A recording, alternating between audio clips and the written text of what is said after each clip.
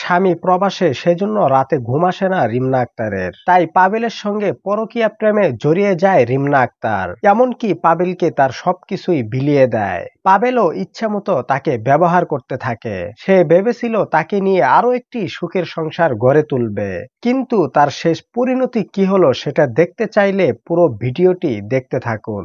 আর ভিডিওটি সবাই শেয়ার করে দিবেন, যেন এই ভিডিওটি দেখে অন্যরাও শিক্ষা নিতে পারে। রিমনা আক্তারের সঙ্গে কিভাবে কি ঘটেছে পুরো বিষয়টি আপনাদের সঙ্গে আমি শেয়ার করতেছি। দর্শক শ্রোতা, ঘটনাটি ঘটেছে দেবিদ্বারে। দীর্ঘদিন আগে রিমনা আক্তারের বিয়ে হয় প্রবাসী স্বামীর সঙ্গে।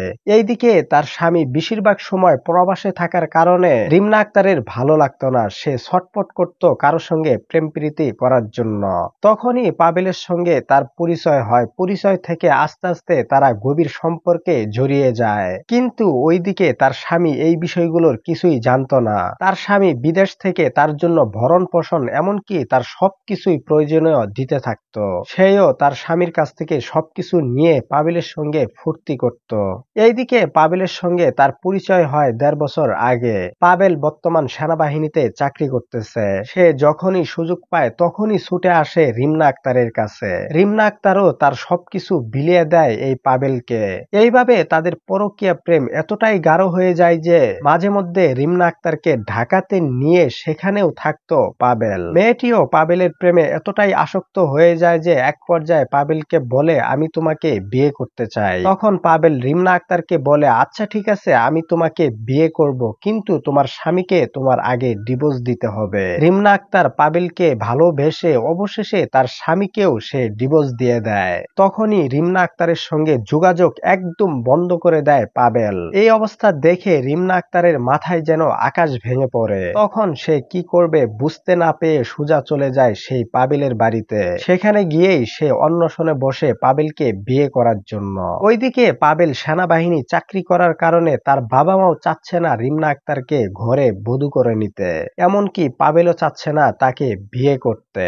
অথচ বিয়ের আগে তাদের সম্পর্ক এতটাই গাঢ় ছিল যে একজন আরেকজনকে ছাড়া বাঁচবে না সাফ জানিয়ে দিয়েছিল। কিন্তু অবশেষে রিমনা আক্তারের শেষ পরিণতিটা কি হলো? এইদিকে তার প্রবাসী স্বামীকেও হারালো, এমনকি সেই পাবেলকেও সে হারিয়ে ফেললো। এত সুন্দর তার চেহারা থাকা সত্ত্বেও সে কোথাও গিয়ে এখন পাত্তা পাচ্ছে না।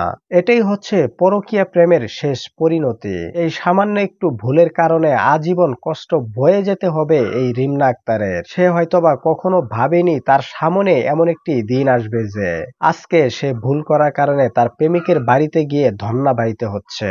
যে বিষয়টি কিনা সত্যি খুবই দুঃখজনক, এমনকি লজ্জাজনক। এরকম ধরনের ঘটনা বিভিন্ন জায়গায় বিভিন্ন সময় ঘটে চলতেছে। ওইদিকে শূন্য হারা হচ্ছে বেশিরভাগ প্রবাসী মানুষরা, যারা কিনা জীবিকার তাগিদে দেশ ছেড়ে চলে যায় প্রবাসে স্ত্রী সন্তানকে ভালো রাখার জন্য। আজ তাদেরই সব শেষ হয়ে যাচ্ছে।